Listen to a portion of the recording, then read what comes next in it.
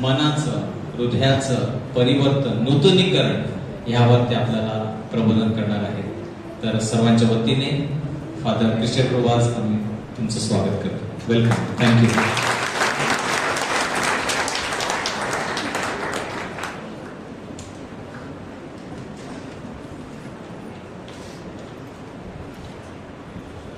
प्रभूचा गौरव असो आता आणि सदा सर्वदा. God is good all the time. माझ्या प्रिय बंधू भगिनींनो, आला पुन्हा उपवास काळ. आला पुन्हा उपवास काळ. आत्मा उल्हासतो प्रभूच्या सहवासात. पुन्हा एकदा उपवास काळाला आपण सुरुवात केलेली आहे. हा आनंदाचा काळ आहे, हा हर्षाचा काळ आहे, कारण आपला आत्मा जणू काही या काळासाठी थांबलेला असतो. पण आज आपण विशेषतः चिंतन करणार आहोत, कारण शरीर आणि आत्मा हा एक आहे. कारण शरीर जेव्हा वेगळं होईल तेव्हा आत्मा घेतला जाईल, पण सध्या तरी तो आपल्यामध्ये आहे. म्हणून आपलं मन, हृदय, आपलं शरीर हे आपण परमेश्वराच्या स्वाधीन करणार आहोत. आणि म्हणूनच आपल्याला हा उपवास काळ देण्यात आलेला आहे. परमेश्वराची ही महान योजना आहे आणि त्याच्यामध्ये आपण सहभागी झालेला आहोत. उपवास काळ म्हणजे परमेश्वराच्या समीप असण्याचा काळ आहे, जवळ असण्याचा काळ आहे, त्याच्या उपस्थितीमध्ये आनंद घेण्याचा काळ आहे. उपवास काळाला दुसरं नाव प्रायश्चित्य काळ, पश्चाताप करणे आणि परिवर्तनाकडे जाणे, एका टप्प्यातून दुसऱ्या टप्प्याकडे जाणे. उपवास काळ त्याला आणखी नाव आहे कोरिस्मा, म्हणजे 40 दिवसाचं आध्यात्मिक पॅकेज आपल्याला मिळालेलं आहे. प्रत्येकानं चांगलं चांगलं पॅकेज असते, त्या पद्धतीने हे 40 दिवसाचं पॅकेज, त्याचा वापर काय करायचा आणि कसं करायचं हे तुमच्यावर अवलंबून आहे. त्याचा वापर करायचा की वापर करायचा नाही हे तुमच्यावर सर्वस्वी अवलंबून आहे. उपवास काळ म्हणजे लेंट सीझन. लेंट या शब्दाचा अर्थ हा लेंटन वरून आलेला आहे, म्हणजे आध्यात्मिक वसंत ऋतू. या वसंत ऋतूमध्ये आपल्या जीवनातील जी अशुद्धता आहे त्याची पानगळ व्हावी, आपल्यातून निघून जावं आणि आपल्याला नवीन पालवी फुटावी, अंकुरित व्हावी, म्हणून हा उपवास काळ मिळालेला आहे. म्हणून परमेश्वराच्या या सानिध्यामध्ये 40 दिवस आपण घालणार आहोत. प्रत्येक दिवस हा महत्वाचा आहे आपल्यासाठी, प्रत्येक दिवस. आणि या दिवसाद्वारे आपण स्वतःची चिकित्सा करणार आहोत. आम्हाला सांगितलेलं आहे प्रार्थना करा, आम्हाला सांगितलेलं आहे उपवास करा, आम्हाला सांगितलेले आहे दानधर्म करा. पण याच्यामध्ये सुंदर असं ईश्वर ज्ञान दडलेलं आहे. प्रार्थनेमुळे आमचा परमेश्वराशी समेट होतो. उपवास करत असताना स्वतःशी समेट होतो. जेव्हा उपवास करतो तेव्हा मोह निर्माण होतो. कधी कधी पोटामध्ये आपल्याला ती भूक जाणवते, कधी कधी गळ्याला ती तहान जाणवते. अरे बाबा उपवास होत नाही, मग आपण जाऊन काहीतरी पितो किंवा खातो, म्हणजे कठीण आहे. याद्वारे आपल्याला समजते, आपल्या स्वतःची जाणीव होते की आपण किती कमजोर आहोत. उपवासामध्ये आपण दानधर्म करतो. माझा बंधू, माझी भगिनी कोण दुःखात आहे, अडचणीत आहे, जेव्हा त्याला मी मदत करतो पण त्याचं प्रतिफळ ते काय? त्याचं प्रतिफळ म्हणजे त्या दुःखातून, त्या संकटातून त्या व्यक्तीचा बचाव झालेला आहे, तिला हायसं वाटत आहे.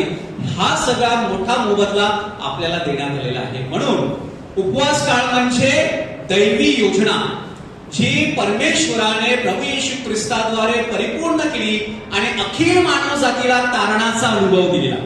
म्हणजे ही दैवी योजनेमध्ये आता आपण सहभागी झालेलो आहोत. आपण प्रभू येशू ख्रिस्ताच्या दुःख सहनामध्ये सहभागी होत असताना, त्याच्या जीवनावर चिंतन करत असताना माझ्या जीवनावर आपण कसं काही चिंतन होईल याच्यासाठी स्वतःला समर्पित करत असतो. आणि त्याद्वारे आपल्याला समजतं की परमेश्वराने माझ्यासाठी काहीतरी राखून ठेवलेला आहे. तो शोधण्याचा काळ आहे. आपण शोधलं पाहिजे की उपवास काळामध्ये मला परमेश्वराने काय दिलेलं आहे. विशेष करून ख्रिस्ताची मूल्य आपल्याला लागलेली आहे. ख्रिस्त कसा जन्माला आला, तो गरिबीमध्ये होता. स्वर्गातून आलेला प्रभू हा धरतीवर एका गायीच्या गोठ्यामध्ये जन्म घेतो. म्हणजे त्याची मूल्य काय आहे? तो माणसाला माणसाप्रमाणे कसं त्याने वापरून घेतलं, त्याने इतरांसाठी स्वार्थ त्याग कसा केला, या सगळ्या गोष्टी समजून घेण्याचा काळ आहे. आणि म्हणून आज आपण जे वचन निवडलेले आहे ते रोमकरास अध्याय 12 वचन 1 आणि 2. रोमकरास 12:1 आणि 2 मध्ये आपल्याला काय सांगितले? बंधूजनो हो, मी तुम्हाला देवाच्या करुणेमुळे विनंती करतो. कोणाच्या करुणेमुळे? माणसाच्या करुणेमुळे ना, देवाच्या करुणेमुळे विनंती करतो की तुमची शरीरे जिवंत, पवित्र आणि ग्रहणीय यज्ञ म्हणून समर्पित करा. कशी समर्पित करा? जिवंत. वेगळे का? जिवंत. आपण सगळेजण जिवंत आहोत, इकडे कोणच मेलेलं नाही. जिवंत आहे. जिवंत आहे म्हणून मी बोलू शकतो, जिवंत आहे म्हणून तुम्ही ऐकू शकता, जिवंत आहे म्हणून आपण धावपळ करू शकतो, जिवंत आहे म्हणून आपण एकमेकांना भेटू शकतो. जिवंत आणि पवित्र. पवित्र म्हणजे निष्कलंक, पवित्र म्हणजे दाग नाही, पवित्र म्हणजे आपल्या मनातनं आपण बाजूला ठेवलेलं आहे सगळं आणि प्रभूकडे आलेलं आहोत. ग्रहणीय म्हणजे परमेश्वराला आवडेल असं समर्पण करण्यासाठी आपल्याला बोलवलेलं आहे. आता प्रभूची इच्छा काय आहे? तर प्रभूची उत्तम, पवित्र, ग्रहणीय इच्छा काय आहे ते समजून घ्या. कारण हे सगळं आपल्या आध्यात्मिक सेवेसाठी आहे की तुम्ही या जगाशी समरूप आणि एकरूप होऊ नका, तर आपल्या मनाच्या नूतनीकरणाने, नवीनीकरणाने स्वतःचं रूपांतर करून घ्या. Praise the Lord, praise the Lord. काय सुंदर असं वचन संत पौल आपल्याला सांगत आहे. मी विसरलो, रेकॉर्डिंग चालू, मी इकडे तिकडे, ती माझी सवय आहे, सॉरी. तर परमेश्वराची इच्छा आहे की आपल्या सगळ्यांचं तारण व्हावं आणि हे तारण संत पौलाने आपल्या जीवनामध्ये अनुभवलेलं आहे.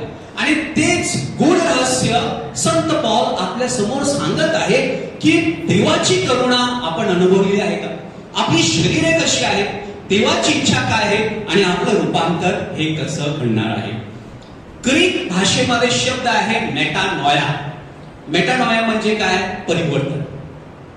आता परिवर्तन आणि पश्चाताप हे दोन्ही गोष्टी एकत्र जातात. जेव्हा पश्चाताप होईल तेव्हाच परिवर्तन होऊ शकतं. जर पश्चाताप झाला नाही तर जीवनाचा कायापालट होणार नाही. आपल्याला यू टर्न घेण्यासाठी पहिल्या प्रथम त्या ठिकाणी जावं लागतं. समजते अरे माझा मार्ग चुकलेला आहे, मला यू टर्न घ्यावं लागेल. म्हणजे माझा मार्ग चुकलेला आहे तो पुन्हा मला स्थिरस्थावर करण्यासाठी मला तेवढं जावं लागतं, समजावं लागतं की मी चुकलेलो आहे. जेव्हा ही जाणीव होते तेव्हाच आपल्या जीवनाचं परिवर्तन होऊ शकतं. आणि हे परिवर्तन करण्याचा काळ आपल्या सगळ्यांना देवाच्या उपस्थितीत हा अनुभव घेण्यासाठी जणू काही बोलवत आहे. परंतु हा अनुभव घेत असताना आपल्या मनामध्ये शंका आणि कुशंका निर्माण होते की परमेश्वर एवढा दयाळू आहे का? पोप फ्रान्सिस आपल्याला सांगतात की जगात एकही असं पाप नाही की जे परमेश्वर क्षमा करू शकत. म्हणजे परमेश्वराला सगळं शक्य आहे. मग मानवाला शक्य आहे का परमेश्वराकडे वळण्यासाठी? हो ना, आहे ना, शक्य आहे. परमेश्वराला जे काही शक्य आहे ते माणसाला शक्य नाही, परंतु माणसाला परमेश्वराकडे वळणे हे शक्य आहे. आणि म्हणून प्रभूकडे हा वळण्याचा काळ आहे. जेव्हा आपण प्रभूकडे वळतो तेव्हा भरपूर अशा गोष्टी आपल्याला समजतात. सॉक्रेटिस जो प्रभू येशू येण्याच्या अगोदरचा काळ जो 3 आणि 4 शतकामध्ये होऊन गेला, त्यांनी सांगितलेलं आहे की unreflected, unexamined life is not worth living. म्हणजे जीवनावर जर चिंतन केलं नाही, मनन केलं नाही तर जीवन व्यर्थ आहे, फुकट केलेलं आहे. म्हणून सातत्याने आपण जीवनावर चिंतन मनन केलं पाहिजे, जेणेकरून आपल्याला समजेल की आपण कुठे आहोत. आपल्या जीवनामध्ये आपण इतरांना त्रास देत आहोत की त्यांना प्रेम देत आहोत. आपण इतरांसाठी अडथळे बनलेलो आहोत की आपण आशीर्वाद बनलेलो आहोत. आणि म्हणून परमेश्वर आपल्याला या जीवनावर चिंतन करण्यासाठी जणू काही बोलावत आहे. आणि हे चिंतन करत असताना ही पद्धतच तशी आहे की चिंतन करा. प्रभू येशू ख्रिस्त हे 40 दिवस अरण्यामध्ये गेले, चिंतनासाठी गेले. पण त्या चिंतनामध्ये जेव्हा परमेश्वर जेवढा ऍक्टिव्ह असतो तेवढाच सैतान देखील ऍक्टिव्ह असतो. पाय दुखायला लागले, बस झालं, टाइम झालं, कान खूप भरलेले आहेत, डोकं खूप भरलेलं आहे, ना आता मला थोडी विश्रांती पाहिजे, असे वेगवेगळे कारण आपण या जगात राहतो आणि हे शरीर नश्वर आहे. म्हणून या शरीराची कमजोरीमुळे आपले काही मागण्या आहेत. म्हणून या शरीराला आपण शिस्त देत असतो. आणि म्हणून परमेश्वर जेव्हा आपल्याला हा मार्ग दाखवतो चिंतनाचा, आपल्याला रिट्रीट मध्ये येण्याचा किंवा परमेश्वराबरोबर बोलण्याचा, प्रार्थना करण्याचा, तेव्हा आपल्याला बऱ्याच गोष्टींची जाणीव होत असते. आणि ही जाणीव झाल्यानंतर आपण दोन धोरणं करत असतो. दोन पॉलिसी आपल्याकडे आहे. पहिली पॉलिसी म्हणजे गिव्हिंग अप, काय सोडून द्यायचं आहे, वय झालं, काही गोष्टी आता हळूहळू सोडायला लागतील, सोडल्यानंतर ते सगळं जड होईल आणि ते सोडण्यासाठी आपल्याला नंतर त्रास होईल. म्हणून हळूहळू काही गोष्टी सोडाव्या लागतात. सोडायच्या नाही, धरून ठेवायचे नाही, सगळ्या गोष्टी धरून ठेवायच्या नाही. म्हणून लेटचा अर्थ आहे लीव एव्हरी नेगेटिव्ह थिंकिंग. जी नकारात्मक सरणी आहे ती तुम्ही सोडून द्या. आणि मग काय करायचं, धरून ठेवा. काही गोष्टीला धरून ठेवलं पाहिजे. ख्रिस्ताला धरा, मरियेला धरा, बायबल धरा, प्रभूची वचनं धरा, आपली माणसं जपा, आपली नाती जपा, एकमेकांना सहकार्य करा, एकमेकांवर प्रेम करा. हेच तर शिकवण आहे. आणि ही शिकवण देण्यासाठी लेनचा अर्थ होतो लीव एव्हरी नोबेल थॉट्स. म्हणजे जे काही चांगली विचारसरणी आहे ती जपा. आणि ती जपण्यासाठी परमेश्वर आपल्याला जणू काही आमंत्रित करत आहे. त्याच्यावर चिंतन केलं पाहिजे. महात्मा गांधी आपल्या देशाचे राष्ट्रपिता, ज्यांनी देश स्वतंत्र होण्यासाठी आपल्या देहाचं बलिदान, रक्त त्यांनी सांगलेलं आहे. ते आपल्या लहानपणाची कथा सांगतात. त्यांचं पुस्तक आहे सत्याचे शोध. आणि या सत्याच्या शोधामध्ये ते आत्मचरित्र कथन करत आहे. मी लहान होतो, मला जणू काही सैतानाने भुरळ पाडली, मी पापात पडलो, माझ्या भावाची मी चोरी केली. सोन्याचं ब्रेसलेट होतं ते चोरलं कारण मला गरज होती. पण चोरी केल्याचा ठप्पा त्याच्या मनामध्ये राहिला आणि त्यामुळे तो अस्वस्थ झाला, बेचैन झाला. तर करायचं काय? हे जर बाबाला कळालं तर बाबा रागवणार, बाबा मला मारणार नाही. कारण त्यावेळेचे आई वडील हे वेगळे होते. त्यावेळेचे आई वडील वेगळे होते. मला मारणार नाही, ते स्वतःला मारतील, स्वतःला शिक्षा करतील आणि ते मला बघवणार नाही. आणि हे संस्कार असल्यामुळे त्याला थोडस वाईट वाटलं. तो बेचैन झाला. अपराधीपणाची भावना त्याच्या मनामध्ये निर्माण झाली. आणि हे होत असताना त्यांनी ठरवलं की मी बाबांना एक पत्र लिहितो. आता व्हॉट्सअप वगैरे करतात, मोबाईल वापरतात, पोरं जरा शाळी झालीत ना, त्यावेळेला पत्र लिहायचे. तेव्हा पत्र लिहिलं आणि ते बाबांच्या हाती दिलं आणि तिकडेच बसलं. आणि बाबाने ते वाचलं, बाबाने ते फाडलं. बाबांच्या डोळ्यात अश्रू होते. बाबा झोपी गेले. त्या क्षणी त्याला समजलं की बाबाने त्याच्या अश्रूंनी माझे अपराध धुवून काढले. बाबांनी मला एक ब्र सुद्धा न बोलता, एक शब्द सुद्धा न बोलता मला पुन्हा एक संधी दिली आहे. जणू काही बाबा माझ्याशी त्या निशब्द अशा शब्दामध्ये संवाद साधत आहेत आणि माझ्या जीवनाचा कायापालट करत आहेत. येथे आपल्याला काय समजतं की महात्मा गांधींचं मन हे त्या चिंतनामध्ये आलं आणि त्यांचं परिवर्तन झालं.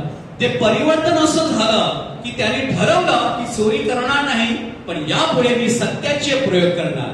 Praise the Lord, praise the Lord. हाच शोध आपल्याला घ्यायचा आहे की सत्य काय आहे मला ते समजून घ्यायचं. चोरी न करणे, भांडण न करणे, वाद न करणे, दुसऱ्यांचं नुकसान न करणे, यासाठी परमेश्वर जे सत्य आहे ते माझ्यासमोर प्रकट करत आहे. तो प्रकट केलेल्या सत्याचा मला अनुभव घ्यायचा आहे. मी ब्रदर असताना एका पॅरिश मध्ये चर्च पालखी कार्य करण्यासाठी जायचो शनिवार रविवार. त्यावेळेला मी मुंबई सरधर्म प्रांतामध्ये कार्य करत होतो त्या 1 वर्षासाठी. त्या पॅरिश मध्ये गेल्यानंतर एक व्यक्ती माझ्याकडे आली आणि ती सांगायला लागली की ब्रदर आम्हाला आर्थिक मदतीची सहाय्याची गरज आहे, कृपया करून तुम्ही आमचं ही जी मागणी आहे, आमची जी याचना आहे ती पॅरिश प्रीस्ट पर्यंत पोहोचवा. मी त्यांना सांगितलं नक्की काय प्रॉब्लेम आहे. ते सांगितलं तिनं की माझी आई आहे आणि माझा भाऊ आहे. माझा भाऊ आणि माझी आई हे दोघं आजारी असतात. भावाचं लग्न झालेलं नाही. मी एकटी सगळ्यांना कितपर्यंत पुरी पडणार. मला तुमच्या सहकार्याची अपेक्षा आहे. थोडीशी चौकशी करण्यात आली. मी विन्सेंट डे पॉलला अप्रोच झालो. त्यांना विचारलं की अशी बाई आलेली आहे, तिला मदतीची गरज आहे, कृपया करून शोधून काढा की नक्की ती खरं बोलते की खोटं बोलते, नक्की तिची परिस्थिती तशी आहे की नाही. त्या विन्सेंट डे पॉलने सगळं शोधून काढल्यानंतर कळलं की त्यांची एक मोठी बहीण आहे, ती श्रीमंत आहे, परंतु तिनं आपल्या कुटुंबाशी नातं कुठल्याही प्रकारचं ठेवलेलं नाही. ती अलिप्त आणि वेगळी राहते. तिने आपलं नातं संपूर्णपणे तोडलेलं आहे. तर त्यानंतर मी त्या भगिनीकडे अप्रोच केला की बघा तुमची छोटी बहीण आहे, ती माझ्याकडे आलेली होती. फादरांकडे हा प्रस्ताव मांडायचा आहे, तिला मदतीची गरज आहे.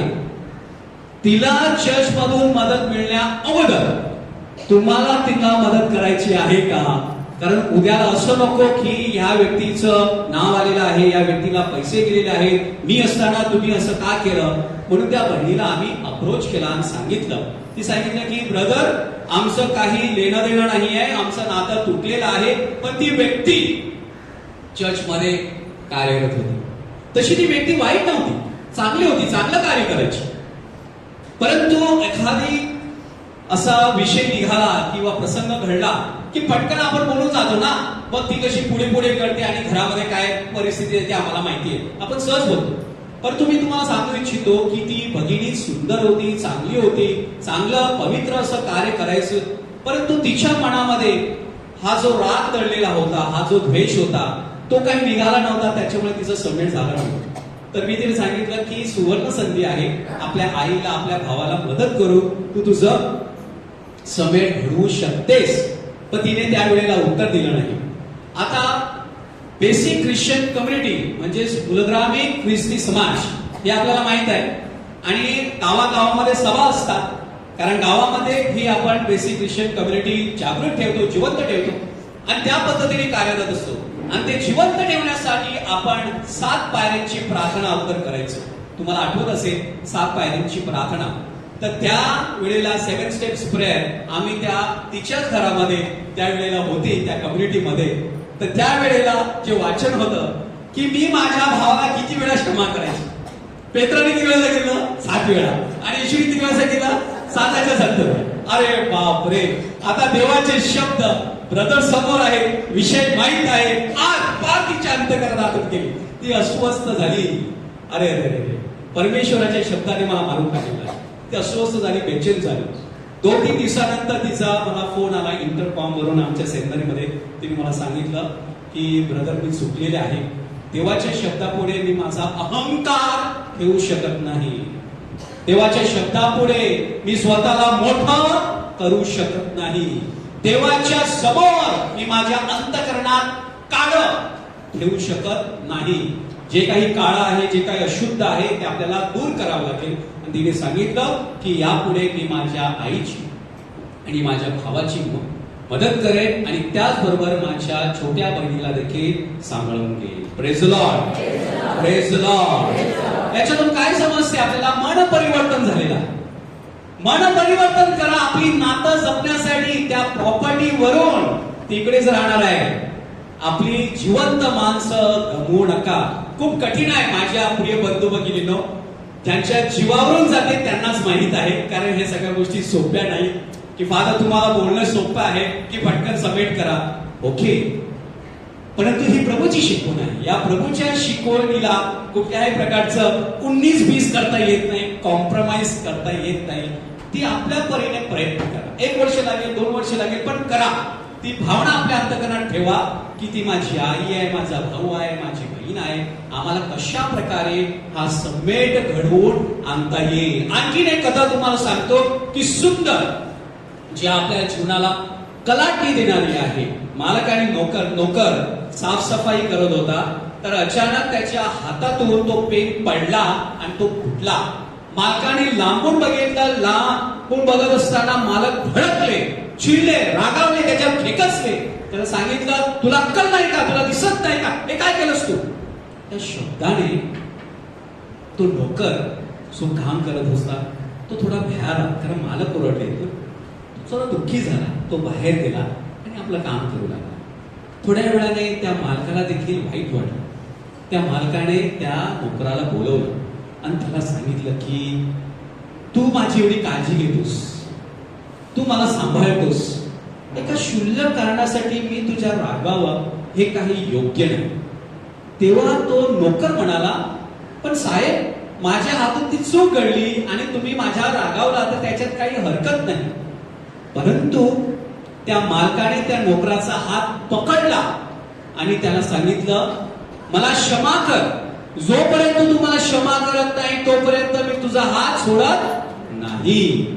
आणि त्या नोकराने मालकाच्या डोळ्यात आसवे पाहून तो सुद्धा ढसाढसा रडायला लागला आणि तिला सांगितलं मालकाला की मी तुम्हाला क्षमा केलेली आहे, तुम्ही माझे मालक आहात. ही कथा कोणाची आहे? भारताचे पहिले राष्ट्रपती डॉक्टर राजेंद्र प्रसाद यांची ही कथा आहे की एवढा मोठा माणूस एखाद्या नोकराला क्षमा करण्यासाठी आपल्या बाजूला बसवतो. याचा अर्थ काय? आपलं मन परिवर्तन. मन परिवर्तन असताना आपल्याला समजते की कोण छोटा नाही, कोण मोठा नाही, कोण श्रीमंत नाही, कोण गरीब नाही. आपण सगळे देवाची लेकरे आहोत. म्हणून माणुसकी आपल्याला जपता आली पाहिजे. आणि हेच सत्य आपल्याला समजतं जेव्हा आपल्या मनाचं परिवर्तन होतं, रूपांतर होतं, जेव्हा आपण आपल्या मनाला, आपल्या चेतनेला, आपल्या बुद्धीला, आपला विवेक जागृत करतो, ही संधी देतो स्वतःला बदलण्यासाठी. आणि म्हणून संत पॉल आपल्याला पहिलं वाक्य सांगत आहे की देवाच्या करुणेमुळे मी तुम्हाला विनंती करतो, मी तुमच्या समोर हात जोडतो, प्रार्थना करतो, विनंती करतो की कोणावर ओरडले असाल तर पुन्हा समेट करा. आपल्या घरामध्ये आपल्या बायकोवर, आपल्या नवऱ्यावर, आपल्या मुलावर, आपल्या बहिणी भावावर आपण रागवतो, खेकसतो, आपण राग करतो, पण समेट देखील करायला शिका. आणि म्हणून ही करुणा कुठून वाहत असते? परमेश्वराकडून वाहत असते. आणि करुणा सातत्याने वाहत आलेली आहे. This is a power of mercy of God. This we experience every now and then. आणि ही करुणा नदीच्या पात्राप्रमाणे आहे, जे पात्र कधीच कमी होत नाही. आणि म्हणूनच ही भूमी सदैव सुपीक असते, प्रसन्न असते, टवटवीत असते. तसं आपलं जीवन असलं पाहिजे की प्रभो, तुझ्या कृपेचा झरा कधीच कमी होऊ नये आणि माझा आत्मा सदैव तुझ्या ठाईत उल्हासला, आनंदित हवा. आणि तो आनंदित, पल्लवित असं वातावरण पाहिजे असेल तर आपल्याला प्रभूकडे येणं आणि त्याने माझ्यासाठी काय करून ठेवलेलं आहे ते लॉक करून घ्यायचं. म्हणजे प्रभूच्या साठी मी असाच वागणार, अशीच वागणार. आणि म्हणून जुन्या करारापासून नव्या करारापर्यंत आणि नव्या करारापर्यंत आतापर्यंत आपण प्रभूचा हा अनुभव घेतलेला आहे. परमेश्वराने प्रामुख्याने 4 गोष्टी आपल्यासाठी ठेवलेल्या आहेत. पहिल्या प्रथम, सैतानापासून त्याने आपल्याला वेगळं केलेलं आहे. आपल्याला कोणी विचारलं तू कोणाचा, देवाचा की सैतानाचा? आपण उत्तर काय देणार? देवाचा. सरळ बोलला. परंतु देवाची, प्रकाशाची कृत्ये आपल्या जीवनात दिसली पाहिजे. अरे तू सांगतो देवाचा आणि तू सैतानासारखा वागतो, ते चांगलं नाही. म्हणून सैतानापासून त्याने आपल्याला विभक्त केलेलं आहे, वेगळं केलेलं आहे. परमेश्वराने आपल्याला जगातून निवडलेलं आहे. आपण जगात आहोत पण जगाचे नाही. हे सगळ्यांना माहिती आहे. ओके, कारण एक ना एक दिवस आपल्याला वरती जायचं आहे. जगात काय इकडे राहणार नाही. काय थोडस काय तुमचं असेल, काही 70, 60, 80, 90 वर्ष असेल, भरा आणि वरती जा. म्हणजे काय की परमेश्वर आपल्याला सांगतो की आपण या जगात आहोत पण जगाचे नाही. म्हणून जगातून निवडलेलं आहे, जेणेकरून या जगासाठी आणि या राष्ट्रासाठी आपण प्रकाश बनावे. प्रकाश होण्यासाठी आपण ख्रिस्ताचे नवनिर्मिती आहोत. कारण ख्रिस्ताने त्याच्या रक्ताने, त्याच्या बलिदानाने आपल्याला विकत घेतलेला आहे. मी विकत घेतलेला नाही. कुठल्या फादराने तुम्हाला विकत घेतलेलं नाही, कुठल्या पोप महाशयाने विकत घेतलेलं नाही, तर ख्रिस्ताने विकत घेतलेलं आहे. आणि म्हणून आपण त्याची नवनिर्मिती आहोत आणि प्रभू आपल्या सगळ्यांना पावित्रीकरणासाठी पाचारण करतो. म्हणजेच is calling us for holiness. आता ठरवा, आपल्याला सैतानाच्या बाजूने जायचं आहे की देवाच्या बाजूने जायचं आहे? आपल्याला जगात राहायचं आहे की जगात राहून देवाचं कार्य करायचं आहे? आपली नवनिर्मिती कशामध्ये आहे आणि पवित्र होणे म्हणजे काय? म्हणजे परमेश्वर आपल्याला ही कृपा देत आहे. त्याला होकार किंवा नकार हे कोणाच्या हातात आहे? आपल्या हातात आहे. आणि म्हणून परमेश्वर आपल्याला वेगवेगळ्या टप्प्यामध्ये शिकवतो. उदाहरण घ्या ना बायबलचं. बायबलमध्ये उधा पुत्राचा उल्लेख केलेला आहे. उधा पुत्राने सगळं उधळूला, सगळी संपत्ती मौज मजेमध्ये स्वतःच्या जगण्यामध्ये त्याने संपवली. परंतु त्याला स्ट्राईक झाला, त्याचा विवेक, त्याची बुद्धी जागृत झाली. अरे मी काय करतोय? मी माझ्या बापाच्या विरुद्ध, देवाच्या विरुद्ध पाप केलेला आहे. मी आता जिवंत नाही तर मी मेलेलो आहे. मग बाबाने काय सांगितलं की माझा मुलगा मेलेला होता, तो जिवंत झाला. कारण त्याचा विवेक हा जागृत झालेला आहे, त्याची बुद्धी, त्याची चेतना, त्याचं मन परिवर्तन झालेलं आहे. हेच आपण पाहतो की व्यभिचारी स्त्रीला मारण्यासाठी सगळ्यांनी दगड, ही मजा आपण फक्त ट्रेनमध्येच घेऊ शकतो, तर दगड उचललेल्या सगळ्यांनी मारण्यासाठी प्रभूने एक प्रश्न विचारला. सगळ्यांचा विवेक जागृत झाला, बुद्धी जागृत झाली, मन परिवर्तन झाली आणि सगळ्यांचे हातातले दगड गळाले, खाली पडले. आणि प्रभूने सुद्धा तिचं मन परिवर्तन कसं केलं की जा, यापुढे पाप करू नकोस. जक्कईचं उदाहरण आपल्याला माहिती आहे. जक्कई झाडावर चढलेला, प्रभूने त्याच्याकडे बघितलं, त्याचं परिवर्तन झालं. जेव्हा आपण साक्रामेंताकडे पाहतो, जेव्हा फादर आपला साक्रामेंत उंच करतात, तेव्हा प्रभूकडे बघा, त्याच्याकडे बघा हिंमत असेल तर, आणि बघा की आपली खरंच पात्रता आहे का आणि तो काय सांगत आहे. जेव्हा साक्रामेंत किंवा पेला उंच केला जातो तेव्हा मुंडी खाली नाही करायची. आपली डोकं ही परमेश्वराच्या नजरेला नजर भिडवता आली पाहिजे, म्हणून ती उंच केली जाते. त्याला नमन नंतर करा, आपण त्याच्याकडे बघा, तो आपल्याकडे काय सांगत आहे. जी दृष्टी जक्कईला लाभली, त्याचं परिवर्तन झालं. आज या जगाला, आज या घराला तारण प्राप्त झालेलं आहे. आपल्या घराला, आपल्या जीवाला, आपल्या कुटुंबाला तारण प्राप्त कधी होणार. आणि संत पौलाचं उदाहरण होतं, त्याने कट केलेला सापळा रचलेला या कॅथलिक लोकांची वाट लावायची, यांचा समूळ नाश करायचा. आणि त्याच्यासाठी बायबलमध्ये सांगितलं की स्टेफनला मारण्यासाठी त्याचा हात होता म्हणून. आणि तो कट रचण्यासाठी, प्लॅनिंग करण्यासाठी, मोठी प्लॅनिंग करण्यासाठी झालं. बघा लोक कुठली कुठली प्लॅनिंग करतात, लोकांना संपवण्यासाठी प्लॅनिंग करतात, दुसऱ्यांचं वाईट करण्यासाठी प्लॅनिंग करतात. याला खड्ड्यात घालतो कधी, याचा नेस्त नाबूद करतो कधी, असं होते. अरे देवाने तुला बुद्धी नाही दिली चांगलं करायला? ही बुद्धी दिलेली आहे परमेश्वराने, त्याचा साक्षात्कार दाखवला आणि त्याचं परिवर्तन झालं. हे आहे परिवर्तन.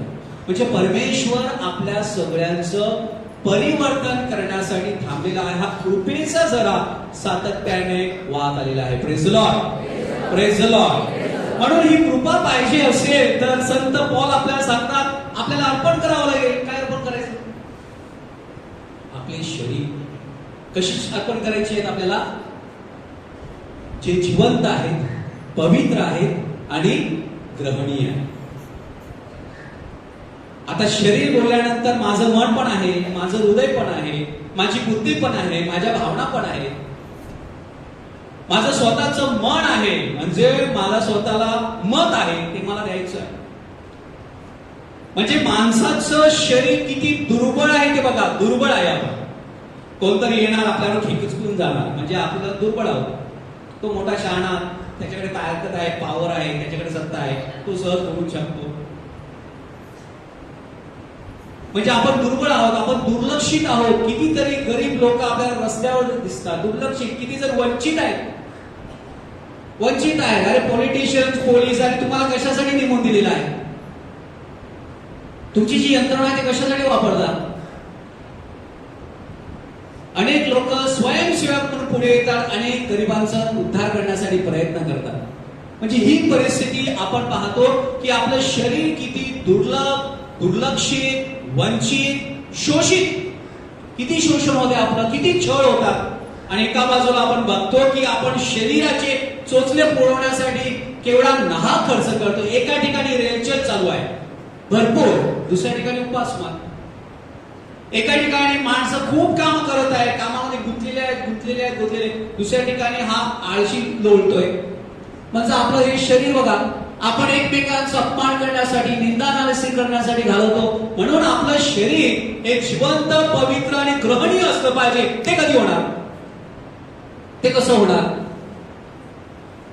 माणसाच्या तत्वज्ञानाबद्दल सांगत असताना तत्वज्ञानी सांगतात की माणसामध्ये 3 प्रकारची वृत्ती आहे. एक आहे ती म्हणजे विकृती, दुसरी आहे प्रकृती, तिसरी आहे संस्कृती. विकृती म्हणजे काय? वाईट करायचं.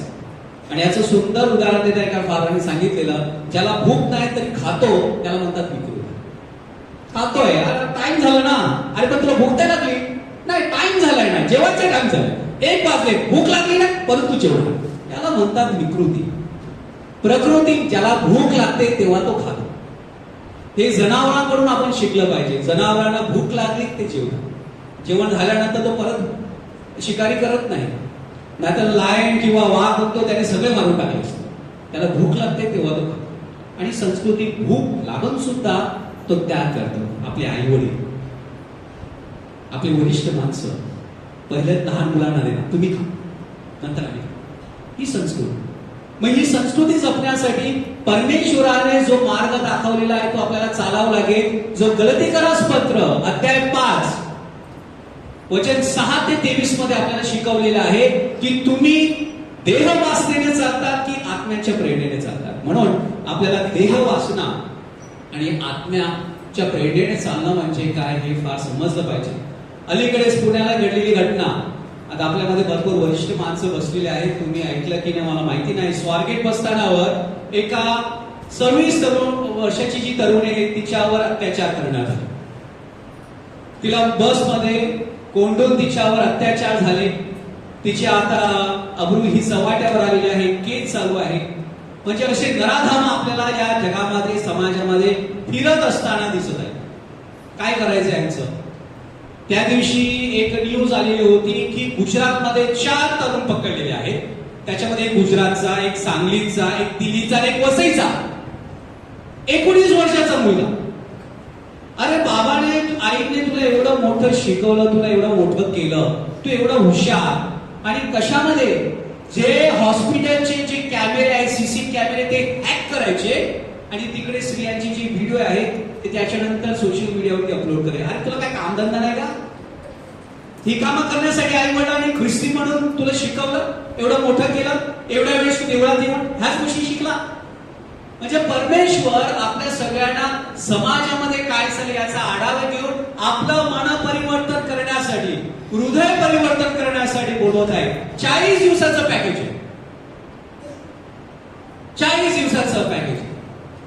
या 40 दिवसामध्ये खूप सारे आपल्याला सायकेट्रिस्ट किंवा सायकोलॉजिस्ट सांगतात माणसाचं मन बदलायचं असेल त्याला 21 दिवस लागतात. 21 दिवस. प्रभू येशू ख्रिस्ताने डबल धमाका केलेला आहे. 40 दिवस घ्या. 21 दिवस केलेला, 40 दिवस. 40 दिवसामध्ये तुमचं परिवर्तन थोडा एकदम स्वच्छ झालं पाहिजे.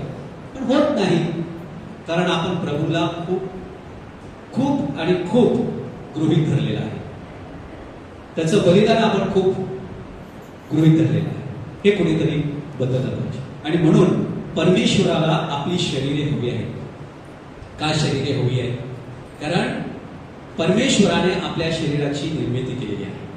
आपण त्याची प्रतिमा आणि प्रतिभा आहोत आणि प्रतिरूप आहोत. त्याचप्रमाणे योहान लिखित शुभ वर्तमान अध्याय 1 मध्ये आपल्याला सांगण्यात आले आहे की शब्द देह झाला, त्याने आमच्यामध्ये वस्ती केली, आम्ही त्याचा गौरव पाहिला. पित्याच्या इच्छेप्रमाणे पुत्र एकूण त्या पुत्राच्या गौरवासाठी अनुग्रह आणि सत्य परिपूर्ण प्रकट करणार. अनुग्रह म्हणजे काय? कृपा. सत्य परमेश्वर जो ख्रिस्ताद्वारे प्रकट झाला. आणि म्हणून देवशब्द, देवपुत्र मानवपुत्र झाला, ते देहाचं पुनरुत्थान झालं आणि या पवित्र देहामध्ये पवित्र आत्मा वास करत आहे. म्हणून ही कृपा आपल्याला लाभलेली आहे.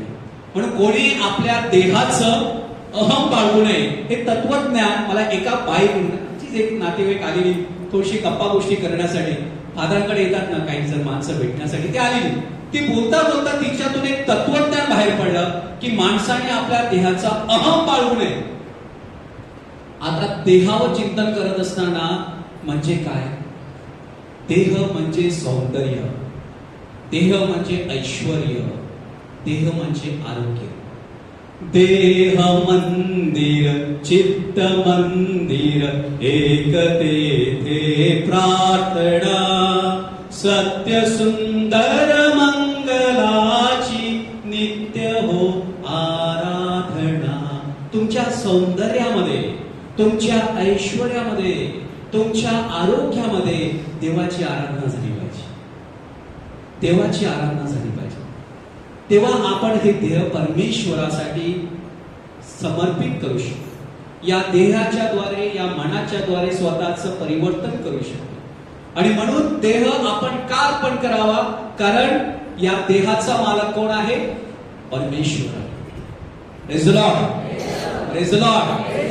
देह आहे ना, मध्ये मध्ये झोप येण्याची, डुलकी येण्याची शक्यता आहे ना, कारण देह कमजोर आहे. तर हा देह कोणाचा आहे? परमेश्वराचा. तो कोणासाठी आहे? स्वतःसाठी, इतरांसाठी, विशेष करून देवाच्या योजनेसाठी आपला हा देह आहे. आणि म्हणून संत अगस्तीन आपल्याला सांगतात, जोपर्यंत माझा आत्मा तुझ्यामध्ये विसावत नाही तोपर्यंत मला काय झोप लागणार नाही. My heart is restless until it rests in you, O Lord. माझा आत्मा तुझ्यामध्ये विसावत नाही तोपर्यंत मी अस्वस्थ आहे. म्हणून ते पुढे सांगतात की प्रत्येक संताचा एक भूतकाळ आहे आणि प्रत्येक पाप्याचा एक भविष्यकाळ आहे, आपल्याला बदलण्यासाठी आणि आपलं जीवन परमेश्वरामध्ये आणण्यासाठी. म्हणून आपले हे जी अर्पण आहे ते कसं असलं पाहिजे? आपण आपलं जीवन परमेश्वराच्या ठाई अर्पण करणार आहोत, ते कसं असलं पाहिजे? जिवंत, पवित्र आणि ग्रहणीय. Praise the Lord, praise the Lord. आपलं मन, आपलं शरीर, आपलं जीवन परमेश्वराच्या ठाई कसं असलं पाहिजे? जिवंत, पवित्र आणि ग्रहणीय. याचं सुंदर उदाहरण म्हणजे काईन आणि आबेल. काईन आणि आबेल. काईन सुद्धा देवाकडे आला, आबेल सुद्धा देवाकडे आला. कोणाचं अर्पण घेतलं? आबेलचं. का बरं? कारण अंतःकरण शुद्ध आहे आणि कायच्या मनात पाप आहे, वाईट आहे. आणि म्हणून परमेश्वर आपल्याला सांगत आहे की स्पिरिच्युअल वॉर, हे आध्यात्मिक युद्ध किंवा वाद किंवा भांडण सातत्याने चालू असतं डोक्यामध्ये. प्रभू काय सांगतो? तुला जर वाटत असेल की तुझ्या भावाच्या, बहिणीच्या मनात तुझ्याविषयी काहीतरी आहे, तर हे अर्पण इकडेच ठेव. तुझ्याच घरी, माझ्या घरी आणू नको. तुझ्या घरी ठेव. पहिल्या प्रथम तू समेट कर, त्याच्यानंतर अर्पण घेऊन ये. Praise the Lord, praise the Lord. म्हणजेच परमेश्वर आपल्याला आबेलद्वारे शिकवत आहे, त्या काईनद्वारे शिकवत आहे की आपलं जीवन कसं असलं पाहिजे. आपण त्या दिवशीच एक वाचन ऐकलं, चांगल्या झाडाला चांगली फळं येतात, चांगल्या झाडाला चांगली फळं येतात. आध्यात्मिकच्या दृष्टिकोनातून बोलतो हा, नाहीतर तुम्ही सांगा आज हायब्रिड करून कुठे काय पण बनवलं जातं, ते नको. आध्यात्मिक स्वरूपाचं फळ सांगत आहे की चांगल्या झाडाला चांगली फळं येतात, वाईट झाडाला वाईट फळं येत असतात. आणि परमेश्वर आपल्याला याहून पुढे येऊन सांगतो, येशू ख्रिस्त, की तुम्ही सारं जग कमावलं पण स्वतःचा आत्मा गमावला तर काय ना. म्हणून आत्म्याचं परिवर्तन, मनाचं परिवर्तन झालं पाहिजे. भारताच्या संस्कृतीमध्ये आपल्याला 3 प्रकारचे मार्ग दिसतात परमेश्वराकडे जाण्याचा मार्ग. एक आहे भक्ती मार्ग, एक आहे ज्ञान मार्ग आणि एक आहे कर्म मार्ग. भक्ती मार्ग बोलल्यानंतर आपल्याला बायबल मध्ये 2 व्यक्ती आठवले पाहिजेत. कोण असतील? चांगला वाटा निवडलाय, मरी आणि मार्था. भक्ती मार्ग. म्हणजे आता तुम्ही चांगला वाटा निवडलेला आहे, हा वाटा याच्यानंतर मिळणार आहे तो वाटा नाही सांगा. Praise the Lord, praise the Lord ना. तर काही काळात त्याची चिंता असते तिकडे काय असेल ना. तर परमेश्वर आमची तरुण मंडळी, कुठलाही कार्यक्रम असल्यानंतर फादर स्नॅक्सला काय असणार आहे, फादर खायला काय असणार आहे. अरे पहिल्या प्रथम कार्यक्रमाचं स्वरूप बघा, खायचं प्यायचं नंतर बघू. पण काही काही इंटरेस्टिंग आपल्याला असे अनुभव मिळत असतात. म्हणून मार्था आणि मरिया हिने आपण जेव्हा पाहतो एक जण दगदग करत आहे, सातत्याने आवाज गोंगाट चाललाय, ही काय कळत नाही, तो काय कळत नाही, हे चाललंय सगळं मला करावं लागतं. अरे तू पण थोडस आराम कर, विसावा घे, आडोशाला बस आणि देवाची आठवण कर. म्हणजे चांगला तुझं काम पण होतील आणि लोकांना तो समजू शकते. चांगला वाटा आपण निवडलेला आहे आणि हा 40 दिवसाचा वाटा मिळालेला आहे. वाटा आपल्याला मिळालेला आहे, प्रभूने दिलेला आहे, त्याचा आपण उपयोग करून घेतला पाहिजे. ज्ञान मार्ग बोलल्यानंतर आपल्या मनामध्ये एक अशी व्यक्ती होती, लक्षात येते की ने परमेश्वराकडे जे मागितलं पण ते ज्ञानाबद्दल मागितलं. कोण असेल तो? सॉलोमन. येस, हा तुमचं कॅटेकिझम तर परफेक्ट आहे, धर्मशिक्षण चांगलं झालेलं आहे. म्हणजे सॉलोमनने ऐश्वर काय मागितलं नाही, परमेश्वराकडे त्याने ज्ञान मागितलं, बुद्धी मागितली, चांगलं मन मागितलं. म्हणजे लोकांचं कसं भरत करता येईल, लोक माझ्याकडे आली, त्यांचा न्यायनिवाडा करायचा असेल तो कसा करायचा याबद्दल मार्गदर्शन मागितलं. आणि कर्म मार्ग, प्रभो मी तुझी दासी आहे, तुझ्या इच्छेप्रमाणे आहे. कोण आहे? मरिया, योसेफ, प्रभू येशू ख्रिस्त तुझ्या इच्छेप्रमाणे. म्हणजे परमेश्वर आपल्या सगळ्यांना आपले जीवन कसं समर्पित करायचं ते शिकवत आहे. आणि या सगळ्या गोष्टीमध्ये आपल्याला समजते की सैतानाला आपलं नाव माहिती आहे, पण सैतान आपल्याला नावाने उच्चारत नाही तर पापाने उच्चारत असतो. पापाने उच्चार. हा गर्विष्ठ आहे, हा वासनेमध्ये धुंद आहे, हा आळशी आहे, हा मत्सरी आहे. पण परमेश्वर त्याला पाप ठाऊक आहे, पण तो नावाने बोलतो. शमुवेल, मग त्याकडे बघितलं, पीटर, पेट्रॉस, म्हणजे आपल्याला तो नावाने बोलवतो जेणेकरून आपल्या जीवनाचं परिवर्तन होईल. आता या परिवर्तनामध्ये महत्व करून आपण 5 मुद्द्यावर चिंतन करूया. पहिला मुद्दा आपल्या विवेक म्हणजे आपल्या बुद्धीशी, आपल्या चेतनाशी निगडीत आहे. म्हणजे पहिला मुद्दा आहे तो म्हणजे मृत विवेक, मेलेली बुद्धी, मेलेलं मन. कितीही पाणी टाका फरक पडणार नाही. इकडे जर बियाणं टाकलं तर उगवेल का? त्याची चांगली पेरणी होऊ शकते का? नाही. पेरणी करण्याचा दाखला आता आठवा. जिथे डांबरीकरण झालेलं आहे, जिथे कॉन्क्रीट झालेलं आहे, जिथे लाद्या लावण्यात आलेल्या आहे, तेथे तुम्ही बियाणं टाकणार का? अशी माणसं, कठोर अंतःकरणाची, मृत विवेक असलेली माणसं समाजात दिसतात. काहीच फरक पडत नाही. म्हणून तुम्हाला उदाहरण दिलं, आता स्वारगेटचं उदाहरण दिलं, काहीच फरक पडत नाही. मग ते अत्याचार करणार, समाजातील स्त्रियांचं, मुलांचं शोषण करणार, ड्रग्सचा धंदा करणार, मारहाण करणार, कुणाला ठार मारणार, कारण त्याचा विवेक मेलेला आहे. आपला विवेक जिवंत आहे, तो जिवंत ठेवला. दुसऱ्या प्रकारची माणसं म्हणजे ज्यांचा विवेक अडाणी आहे, त्याला स्क्रुपलस कॉन्शियन्स म्हणतात. स्क्रुपलस म्हणजे जे कधी स्वतःला वाढू देत नाही. जे बियाणं काट्यामध्ये टाकलेलं होतं, काटा आपल्याला वाढू देतो का? तो टोचतो आपल्याला, पण वाढू नाही देत. सातत्याने आपण टोचतो, मी पाप केलंय, मी पाप केलंय, मी पाप केलं. अरे अपराधीपणाची बाब. अरे पण देव करुणामय आहे, तो कृपेचा सागर आहे, हे कधी मान्य करणार? आम्ही एकसारखे चाललो ना, माझे पाप फादर, मी हे पाप मी 7 वेळा 10 वेळा तुमच्या समोर व्यक्त करत. अरे कशाला? एकदा सांगितलेलं पाप आम्हाला समजलं, मी देवाला पण समजलं, पण आपल्याला समजत नाही. हा मुद्दा आहे. तर आपल्यामध्ये तो परिवर्तन आला पाहिजे. देवाने दिलेला आहे, क्षमा केलेली आहे, चांगलं कार्य करा. ती स्क्रुपलस कॉन्शियन्स आपल्यामध्ये जागृत आहे. एखाद्या गोष्टीवर भलतच आपण विचार करत बसतो, सातत्याने आम्हाला भीती वाटते. फादर भीती, ती भीती आपल्याला सातत्याने टोचत असते. देवावर विश्वास ठेवा, मनाचं परिवर्तन होईल, अपराधीपणा निघून जाईल आणि आपल्याला आशीर्वाद लाभेल देवाचं कार्य करण्यासाठी. कन्फ्युज कॉन्शियन्स म्हणजे गोंधळलेलं मन. गोंधळलेलं मला काय उजवीकडे जाऊ डावीकडे जाऊ उजवीकडे जाऊ का? अरे परमेश्वर तुला बोलवत आहे काहीतरी काम करण्यासाठी. कन्फ्युज कशाला? आपण गोंधळतो आणि दुसऱ्याला सुद्धा गोंधळात पाडतो. नक्की चाललंय तरी काय समजत नाही. विशेष करून आई वडील जे मुलं आता वयाची असतात त्यांच्यामध्ये, अरे तुझं चाललंय तरी काय, आम्हाला समजत नाही, तू कधी निर्णय घेणार. मग अशा प्रकारे आपल्याला समाजामध्ये असं गोंधळलेलं मन सुद्धा दिसतं. परमेश्वराने आपल्याला विवेक दिलेला आहे जो जागृत आहे. अवेक कॉन्शियन्स आणि मॅच्युअर्ड कॉन्शियन्स, परिपक्व, जे संताकडे पाहिल्यानंतर, त्याचप्रमाणे आपल्या मरिया मातेकडे पाहिल्यानंतर, देवदूताकडे पाहिल्यानंतर आपल्याला समजते की अवेक कॉन्शियन्स आहे. ते सदैव देवाची स्तुती आराधना करत असतात, ते सदैव परमेश्वराच्या जवळ असतात. तसं अवेक कॉन्शियन्स आपल्यामध्ये निर्माण आपल्याला करायचं आहे. हे कधी शक्य आहे? जेव्हा आपण परमेश्वराने ज्या आज्ञा दिलेल्या आहेत त्याच्यावर चिंतन करा.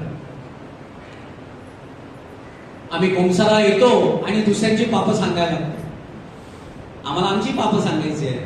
माहित आहे तुमच्यावर अत्याचार झालाय, माहित आहे तुमचं दुःख फार मोठं आहे, परंतु मी कुठे कमी पडलेलं आहे ते दुःख तुम्ही व्यक्त करा, ती पापं व्यक्त करा. दुसऱ्यांचा न्याय निवाडा आपल्याला करायचा अधिकार नाही. आम्हाला समजतं काही वेळेला तुम्ही खूप प्रयत्न केलेले आहेत परंतु यश आलेलं नाही, परंतु ती जागा नाही दुसऱ्यांचं दुःख सांगायचं, दुसऱ्यांची पापं सांगायचं, परंतु आपली पापं आपल्याला सांगता नाही पाहिजे.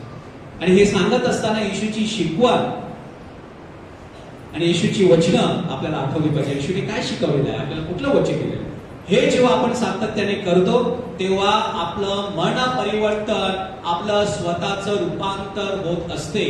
आणि म्हणून जे तुम्ही उपासनेमध्ये सहभागी होता, नित्य नियमाने आपण उपासना केली पाहिजे, मनीची भक्ती केली पाहिजे, जे तुमची प्रार्थना असते ती सुरू केली पाहिजे. ज्या प्रकारे शरीराला एक भूक आहे म्हणून आपण जेवतो, बरोबर? शरीराला भूक आहे म्हणून जेवतो, तशी आत्म्याची भूक आहे, त्या आत्म्याला आपण तृप्त केलं पाहिजे. शरीर जेव्हा आजारी असतं तेव्हा आपण डॉक्टरांकडे जातो. कधी डॉक्टर आपल्याला औषध देतात, कधी आपल्याला इंजेक्शन देतात, कधी आपल्याला हॉस्पिटलमध्ये ऍडमिट व्हायला सांगतात, नाही कधी आपल्याला आयसीयू मध्ये करतात ना. अशी वेगवेगळी स्तरं आहेत शरीराची, त्याचप्रमाणे आपल्याला आत्म्याची, आपल्या मनाची पण आहे. म्हणून आपण अशा प्रकारचे मेळावे भरवतो, आपण रिट्रीटला जातो, आपण कन्फेशनला जातो का, जेणेकरून आपल्या मनाचं परिवर्तन होईल. म्हणून या 40 दिवसामध्ये बघा कुठली एरियामध्ये आपण कमी पडलेलो आहोत. जर दात दुखत असेल तर कोणाकडे जाणार? डोळ्याच्या डॉक्टरकडे जाणार का? कोणाकडे जाणार? दाताच्या डॉक्टरकडे. डोळ्याचा प्रॉब्लेम असेल तर डोळ्याकडे जाणार, तर डोळ्याचा जो डॉक्टर आहे त्याच्याकडे जाणार. त्याचप्रमाणे आपल्या जीवनामध्ये आध्यात्मिकरित्या कुठे गडबड झालेली आहे, कुठे फ्यूज उडला आहे, कुठे अंधार आहे, तो शोधून काढला पाहिजे. आणि त्या पद्धतीने आपण परमेश्वराच्या या परिवर्तनाच्या वाटेकडे वळलो पाहिजे. आता जाता जाता मला तिकडनं वॉर्निंग आलेली आहे, टाइम झालाय, पण मी ते आणखी 3 गोष्ट सांगणार. 3 गोष्ट, याला डीडी फॉर्म्युला म्हणतात. मी एका प्रवचनामध्ये सांगितलं डीडी फॉर्म्युला. इंग्लिशमध्ये आहे, ते मराठीत रूपांतर करतो. डीडी म्हणजे डिलाइटफुल डिवोटी, डिलाइटफुल. ओके, बायको जवळ आल्यानंतर नवरा कसा होतो? डिलाइटफुल, आनंदी होतो ना. त्याच प्रकारे आपण सगळेजण भक्त प्रभूकडे मध्ये डिलाइटफुल, आनंदी असले पाहिजे. ओके, प्रभूकडे आलेला आहे, आता सगळं बाजूला ठेवा, नवरा बायको मुलं सगळं बाजूला ठेवा. I am delightful in the lord, आनंदी भक्त. दुसरं डीडी म्हणजे डिमांडिंग डिवोटी, कारण येशूने शिकवलं आहे. काय सांगितलं? मागा म्हणजे मिळेल, शोधा म्हणजे सापडेल, ठोका म्हणजे उघडे. आता पॅरिश प्रिन्सचं नाव ठोकू नका, तुपाची वेळ झालेली आहे. तर मस्करी होतो.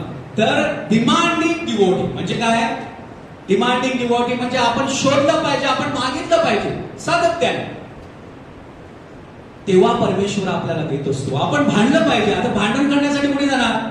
देवाशी भांडायचंय, चला देवाशी भांडायचंय, कुठे जाणार? कोर्टात जाणार का? मग पॅरिश प्रिन्सकडे जाणार का? प्रार्थनेमध्ये भांडणार. प्रार्थनेमध्ये जेवढं भांडायचं तेवढं भांडा. अर्धा तास भांडा, 1 तास भांडा, 2 तास भांडा, जितना पिक्चर चलाव रे उतना चलाव रे. म्हणजे काय? जेव्हा आपण देवाच्या जवळ येतो, त्याच्याशी भांडतो, तेव्हा तो आपल्याला सातत्याने शिकवत असतो. आणि तिसरं डीडी म्हणजेच डिटरमाइंड डिवोटी, म्हणजे दृढ निश्चय डिवोटी. एकदा मला प्रभूचं शिकवण मिळालेली आहे, आता मी माझ्यामध्ये बदल करतो. डिटरमाइन, दृढ निश्चय.